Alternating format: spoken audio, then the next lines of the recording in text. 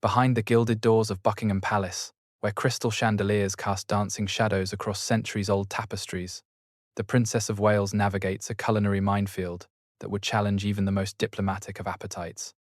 The silver service gleams under soft candlelight, each piece polished to mirror perfection, while footmen in scarlet livery stand ready to serve dishes that have graced royal tables since Queen Victoria's reign. Yet beneath Catherine's composed smile lies a more complex reality. This is a woman raised on wholesome Berkshire cooking, now thrust into a world of heavy game, rich sauces, and elaborate traditions that defined royal cuisine for generations. Tonight, we reveal the 10 authentic royal dishes that create the greatest tension between duty and desire. Number 10. Royal Grouse. The silver platter arrives with ceremonial gravity, steam rising from the mahogany-skinned bird. The whole roast grouse sits surrounded by game chips and glossy red currant jelly, its colors rich against pristine royal Doulton china. The dining room fills with intense aroma-willed, metallic, unmistakably primitive. For generations, this has been the beloved ritual during the glorious 12th. The late Queen Elizabeth II and Prince Philip embraced grouse as the essence of Balmoral life. Former royal chef Darren McGrady described how the Queen would personally inspect the day's bag, ensuring nothing shot went to waste. In the castle's ancient kitchens, grouse preparation follows rituals perfected over centuries. The birds are hung for days to develop distinctive gamey flavor, then roasted with streaky bacon to prevent the lean meat from drying. The cooking requires precise timing and military precision. For Catherine, raised in suburban Berkshire with conventional tastes, grouse represents the most challenging aspect of Highland life. The intense, almost feral flavor sits uncomfortably with her preference for lighter proteins, creating a diplomatic dance between respect and personal distaste. Number 9. Rich game pâtés. At formal luncheons, the first course arrives with deceptive elegance. Smooth, pale slices of game pâté, glazed with shimmering aspic and garnished with micro-herbs. The texture is luxuriously velvety, its aroma laced with cognac, chicken liver, and slow-cooked venison, presented on heavy Sevres porcelain edged with gold. This style reflected French influence that dominated royal kitchens throughout the 20th century. Darren McGrady detailed elaborate terrines of pheasant and venison that appeared regularly at Windsor luncheons. The late Queen approached these rich starters with methodical appreciation she brought to all palace traditions. The preparation demands both patience and skill.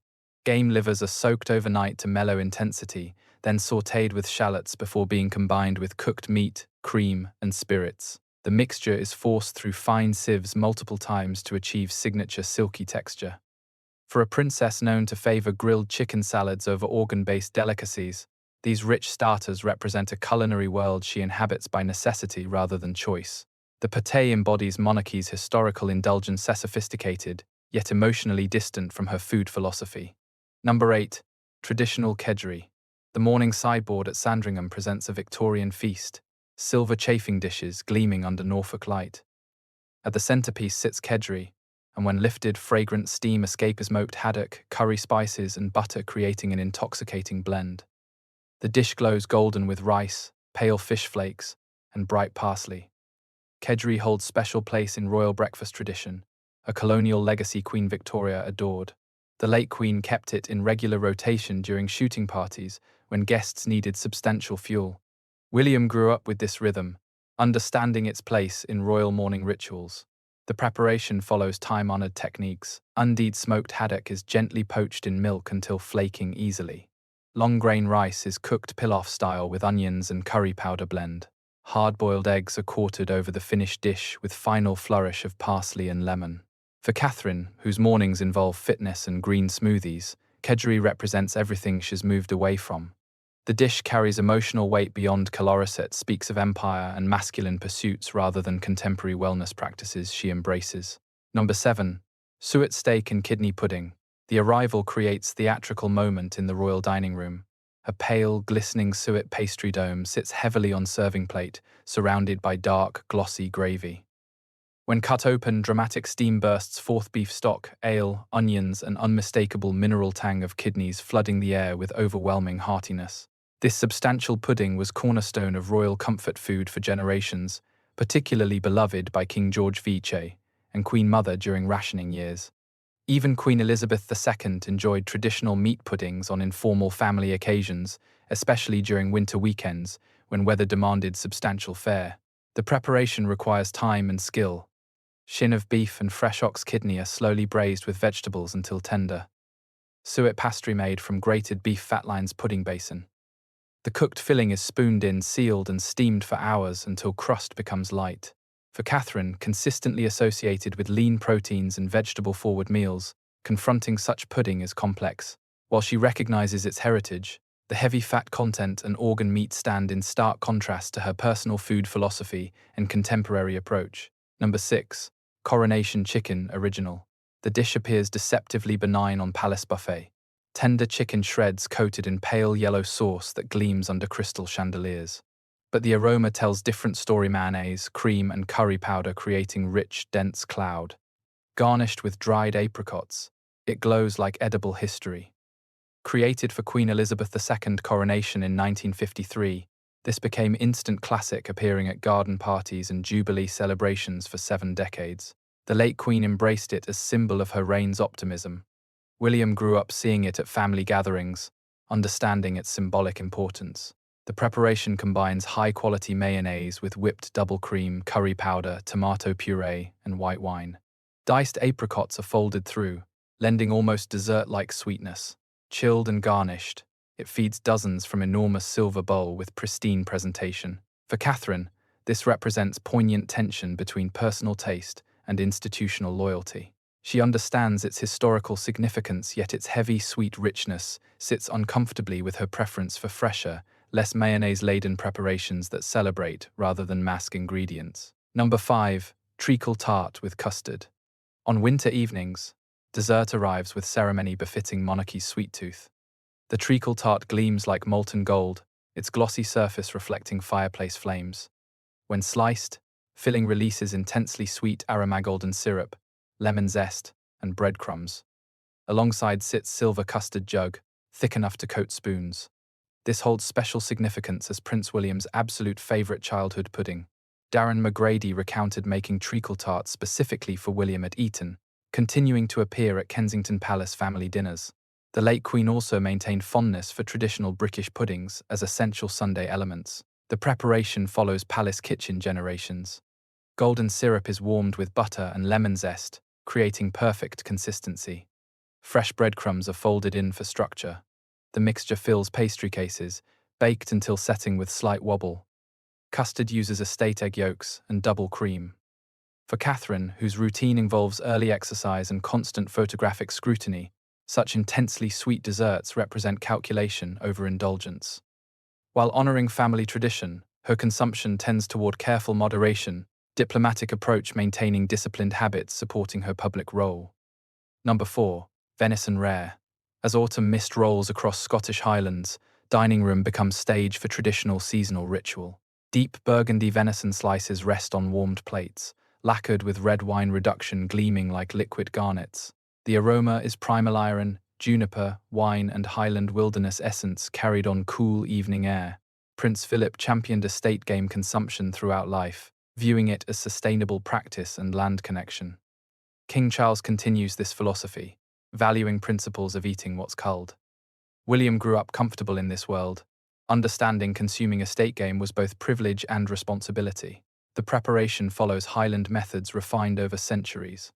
Haunches are aged in Castle's game larder for precise timing to develop flavour without compromising tenderness. Meat is marinated with juniper berries and wine before roasting to medium rare, then rested until juices redistribute perfectly. Catherine's relationship reveals subtle negotiations required of modern royalty, balancing personal preference with institutional expectation. While respecting customs, she gravitates toward lighter proteins.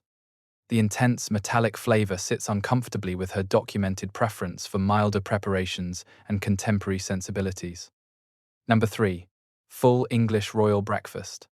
The morning sideboard presents scenes satisfying Victorian appetite. Silver chafing dishes gleaming in early light, each containing legendary full English components.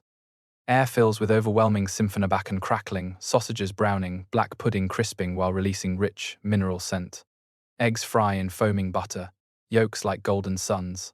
This substantial meal anchored royal country weekends for generations, providing fuel for long outdoor days. Prince Philip favoured robust, straightforward food, viewing fry-up before outdoor activities as practical necessity. The late Queen preserved customs, understanding guests expected and appreciated elaborate morning options. The preparation requires military precision. Each component must be cooked perfectly and kept at exact temperature without overcooking. Thick-cut estate bacon is grilled until fat renders properly. Premium sausages cook slowly, ensuring even browning. Everything is replenished constantly by footmen, ensuring nothing sits too long. For Catherine, whose mornings begin with exercise followed by green smoothies, the full English represents fundamental clash between contemporary wellness practices and traditional hospitality. Her commitment to fitness makes such calorie-dense morning meals practically impossible to embrace fully. Number 2. Heavy French cream sauces. In state dining room during formal banquets, main courses arrive cloaked in classical French elegance. Dover sole fillets rest beneath sauce supreme blankets, surfaces gleaming like silk under magnificent chandeliers.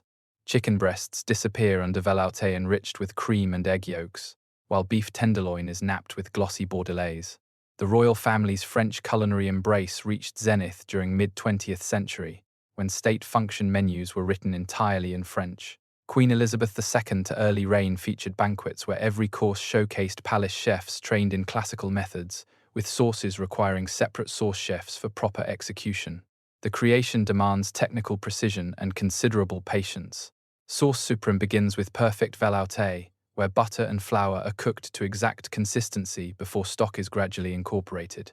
Heavy cream is added in careful stages, along with egg yolk liaisons tempered precisely to avoid curdling. For Catherine, whose pregnancy experiences and major appearance preparations have reinforced preference for lighter eating, these rich sauces represent formal dining at its most challenging. The sauces embody everything she's moved away from: ingredients disguised, rather than celebrated, richness for its own sake. Number 1. Raw oysters and shellfish. The presentation is breathtaking in oceanic elegance. Crushed ice piled high on gleaming silver platters, nestled within which rest dozens of freshly shucked oysters, shells gleaming like wet marble under Georgian candelabras. Each oyster cradles its own briny seawater pool and trembling flesh, grey-green and translucent, waiting for single, slippery consumption. Shellfish have long held honour in royal dining, from Edwardian banquets where dozens were consumed routinely to modern state dinners signifying luxury. However, royal family members are strongly advised avoiding shellfish during official duties, food poisoning risk being too great when important ceremonies hang in balance. The preparation involves sourcing from trusted suppliers, often beds providing monarchy for generations. Oysters are opened moments before service, inspected individually for quality, and arranged on ice beds with military precision.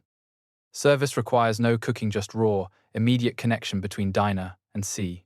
For Catherine, oysters represent intersection of protocol, personal taste, and public visibility in most challenging form. Unlike other foods she diplomatically samples despite preference, raw oysters represent a line she won't cross. Her documented wariness around shellfish has become one area where personal preferences are openly observed and recorded. The royal dining table serves as more than sustenance, it's a stage where centuries of tradition meet modern life realities. Through foods Catherine quietly avoids, we witness fascinating evolution in royal culture, where heavy game and rich sauces gradually give way to lighter, contemporary approaches, reflecting how Britain itself has transformed its food relationship. What fascinates you most about hidden tensions between personal taste and royal protocol? Would you find it harder to graciously eat disliked foods, or politely avoid secretly craved dishes?